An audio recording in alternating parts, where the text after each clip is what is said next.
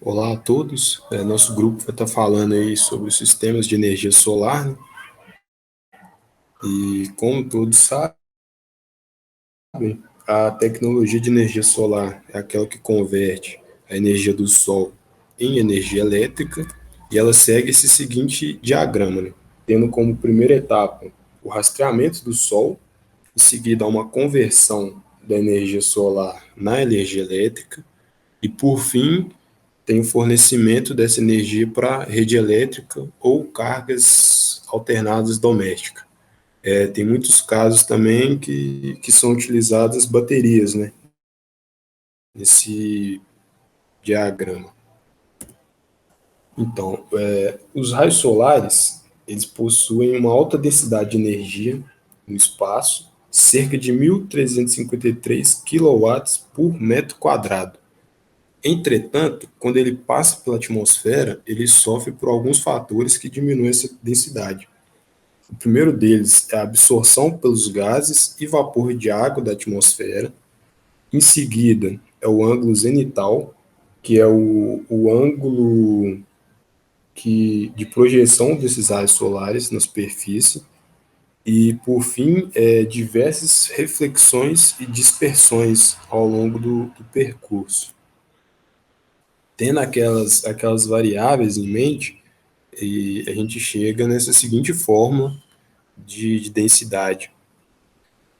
A densidade ela vai ser a densidade no espaço vezes o cosseno do ângulo zenital vezes a diferença de transmitância direta dos gases, com exceção do vapor de água, menos a absorção de radiação pelo vapor de água, vezes a transmitância de aerosol.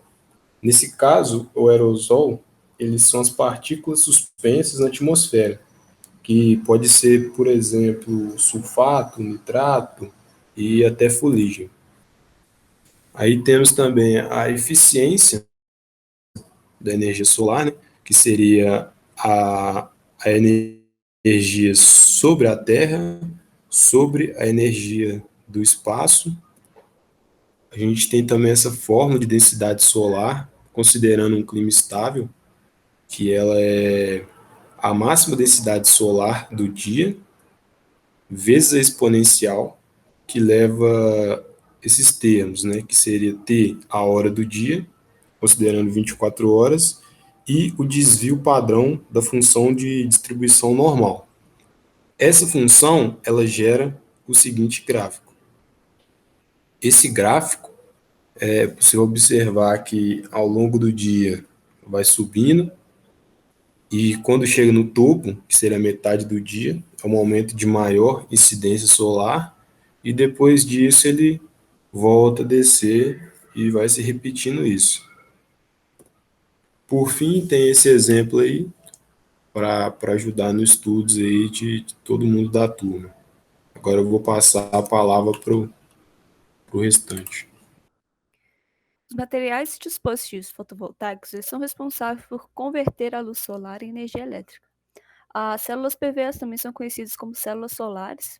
Eles são dispositivos feitos de materiais semicondutores que produzem eletricidade. Esses materiais convertem a energia da luz em energia elétrica. Em alguns sistemas PV mais simples, eles fornecem energia para pequenos utensílios, por exemplo, calculadora e relógio de pulso. Mas também tem sistemas mais complicados que conseguem fornecer energia para satélites de comunicação, bombas hidráulicas, iluminação, sinais de trânsito e etc. Bom, como a Aline falou, as células fotovoltaicas, elas são os elementos básicos do sistema fotovoltaico. Elas são os dispositivos que convertem a luz solar em energia elétrica, né? E elas podem ter desde pequenos centímetros, do tamanho de selos de cartas, até vários centímetros de diâmetro. As células, elas frequentemente são ligadas em série, né? Ligadas umas às outras, compondo os módulos fotovoltaicos. E os módulos também ligados entre si formam as matrizes fotovoltaicas, que são conhecidos como os painéis fotovoltaicos que a gente tem aí em algumas residências e campos, né? Quando a luz ela incide sobre a célula fotovoltaica, ela pode ser refletida, absorvida ou passar direto. Mas somente a luz que é absorvida, ela gera eletricidade. Existem também dois tipos de células fotovoltaicas. Tem a célula de placa plana e as células de placa convexa. As células de placa plana, elas são as mais utilizadas em aplicações comerciais e elas são montadas em ângulos fixos que maximizam a exposição do sol durante o ano todo, né? As de placa convexa, elas necessitam menos material para produzir a mesma energia que a de placa plana, porém, em dias nublados, elas geram menos energia que as de placas planas nas mesmas condições. Em sistemas mais flexíveis, as células de placa plana, elas podem... O ângulo de incidência com o Sol pode variar para acompanhar a exposição solar durante o dia. Bom, boa tarde, meu nome é Robert e eu vou dar continuação à explicação do Getúlio. Vou começar falando sobre o princípio de funcionamento. Bom, o princípio de funcionamento dessas células é semelhante ao dos diodos semicondutores. O fluxo de corrente através do diodo ele é causado pela aplicação de uma tensão externa, mas a corrente em uma célula fotovoltaica é causada pela aplicação da luz. A corrente PV pode ser relacionada com a tensão da célula pela equação de Shockley para um diodo. Bom, aí eu coloquei a equação aqui para vocês. E o que são essas variáveis? Bom, ID é a corrente através do diodo A. VD é a tensão do diodo com o ânodo positivo em relação ao cátodo V. IS é a corrente de fuga ou saturação reversa, e ela tem uma faixa geral aí de 10 a menos 6 a 10 a menos 15 ampere. Bom, e essa outra variável é uma constante empírica, que a gente conhece como coeficiente de emissão, e o valor dela varia de 1 a 2. Continuando falando dos modelos de PV, a gente... Bom, o que a gente pode falar, né? A célula solar ela é semelhante a um diodo, mas seus elétrons adquirem energia a partir de fótons. A corrente da célula flui da junção N para P. A célula é representada por um diodo, como vai mostrar aqui na figura A. Vou passar aqui, essa figura A, a célula solar. E a corrente da célula IC é a corrente do diodo reversamente polarizado. E ela é pequena. Bom, a célula ela pode ser representada por um diodo reversamente polarizado e uma fonte de corrente, como representa a figura B. Aqui eu passei de novo aqui para mostrar a figura B, que é o modelo de fonte de corrente aqui. E sem nenhuma carga, a corrente do diodo, a gente considera, né, ID igual a IC. E essa corrente, IL, ela está relacionada com a corrente do diodo ID pela seguinte equação. Coloquei aqui a equação para vocês também. E, bom, o gráfico de IL em função de VD, ele explica muita coisa para a gente. E considerando as condições que VD maior ou igual a zero e IL igual a maior a zero, o ISC, que é a corrente do curto-circuito, quando a carga está em curto, ele é igual a C. Quando não há carga, a corrente da carga IL é igual a zero e ID igual a C. Então, a tensão do circuito aberto, VOC, ela pode ser encontrada a partir da seguinte equação, que eu coloquei a equação aqui para vocês. E, bom, obrigado. Meu nome é Paula e eu vou dar continuidade à apresentação dos modelos de PV. Considerando a fórmula da densidade solar, que já foi apresentada anteriormente, a gente chega à equação da potência de saída de uma célula solar. Então, Pout vai ser Pmax vezes E elevado a menos T0 elevado a 2 sobre 2 vezes sigma ao quadrado, em que Pout é a potência de saída produzida pela célula solar em qualquer momento T do dia, E Pmax é a potência máxima produzida durante o dia em T0, que é o meio-dia da linha do Equador. Se a gente integrar Pout, a gente chega na energia de saída Eout produzida pela célula PV em um dia. Então, Eout vai ser a integral de 0 até 24 horas, né, que seria o período de um dia, de Pmax vezes E elevado a menos T menos T0 elevado a 2, sobre 2 vezes sigma ao quadrado dt, que vai dar aproximadamente Pmax vezes sigma vezes raiz de 2π. A respeito do ponto de operação da célula PV, primeiro a gente vai definir que a linha de carga é IL é igual a VL sobre RL. Então, o ponto de operação da célula vai depender do valor de carga RL. E ele é definido pela interseção da linha de carga com a curva característica da célula PV. Então, aqui a gente tem a curva característica da célula PV e aqui a gente tem as linhas de carga. Então, aqui a gente tem a linha de carga para R1, aqui a gente tem para R2 e para R3. E aqui nesses pontos de interseção vão ser os pontos de operação dessas células PV com seus respectivos resistências de carga.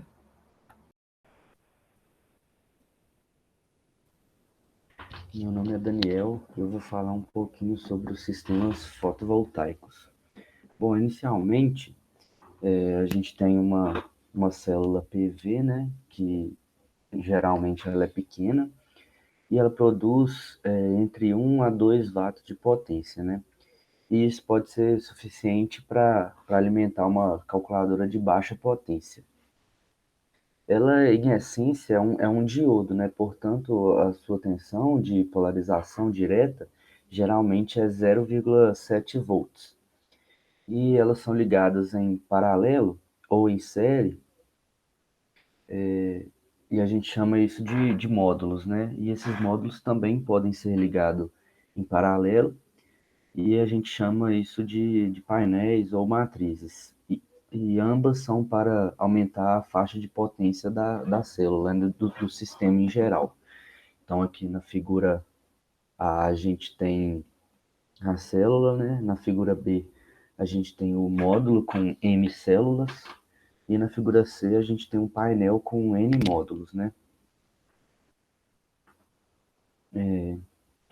Bom, aqui, se a gente tem V como tensão de uma célula, com com M células ligadas em paralelo, né, a tensão dos módulos vai ser M vezes V, que é o número de células vezes a tensão de cada célula, né?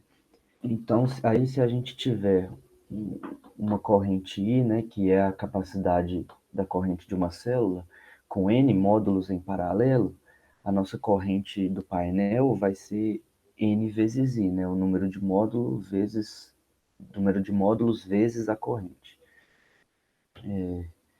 Então, a potência de saída de um painel, ela vai ser M vezes N vezes V vezes I, né? Que é o número de módulos vezes o número de células vezes a tensão vezes a corrente. Ou seja, ele vai ser Mn vezes a potência da célula, né? E com base nessas equações, é possível a gente dimensionar sistemas fotovoltaicos para atender qualquer tipo de necessidade de energia elétrica, né? Um sistema fotovoltaico, ele geralmente opera de forma a gerar a potência máxima nos pontos VMP e IMP, né? E o ponto de operação é conhecido como ponto de potência máxima, que é o MPP. E possui dois segmentos de tensão constante, né? Para baixo, que o VP vai ser maior que o VMP, e para o alto, que o VP vai ser menor que o VMP, podendo ser aproximados pela equação dessa reta aí, né? Que é IPV igual a menos YC vezes VP mais B. Onde o B é uma constante e o YC é a condutância de saída do painel. Se o valor de IC no primeiro segmento for grande, o sistema vai ter uma impedância negativa de saída. Essa impedância vai ser pequena, né? E se o valor de YC no segundo segmento for pequeno, o sistema vai ter uma impedância negativa de saída alta. O MPP, ele ocorre bem nessa curva aqui, deixa eu voltar, bem nessa curva aqui, onde tem parecido um joelho, né? E a gente tem uma equação de potência, né? Que é essa primeira aqui. O PP, né, é igual a VP vezes IP, e a gente pode abrir esse IP aí, né, como menos YC vezes VP mais B, como a gente viu antes, né? E aí, partindo dela, a gente pode obter a inclinação das características de potência através do controle do ponto de operação, que deve ser igual a zero no MPP, né? Que é essa segunda equação aí que a gente tem uma derivada. E para mover o ponto de operação até o ponto de inclinação zero, a nossa corrente IP deve diminuir para a inclinação positiva e aumentar para a negativa, né? Caso o sistema seja controlado por uma corrente. A gente pode utilizar também um conversor boost de corrente contínua, controlado por corrente, para poder controlar o MPP, né? Para um caminho de baixa impedância, a corrente de entrada, a gente pode conectar um capacitor CI na saída do painel. Assim, a gente vai igualar as correntes de entrada e do conversor. Então, a gente obtém essa última equação aqui, né? Que é o IP igual a corrente do capacitor mais a corrente I. E isso aí a gente também pode abrir, né? Que fica igual ao CI vezes a derivada do VP em função do tempo mais o I. No regime permanente, o IP ele vai ser igual à corrente I do conversor, né? Assim, a gente pode mover o ponto de operação na direção do MPP por meio de um ajuste da corrente do conversor. A tensão e corrente do painel elas são utilizadas para calcular a potência e inclinação, né? Então, a gente varia a corrente de referência para poder mover o ponto de operação na direção do ponto de inclinação zero. E para finalizar aqui com uma curiosidade, hoje em dia existem painéis mais modernos, né, que eles possuem um dispositivo de rastreamento e, e faz com que o painel siga o Sol, né, o que vai maximizar a exposição aos raios solares. É isso, obrigado.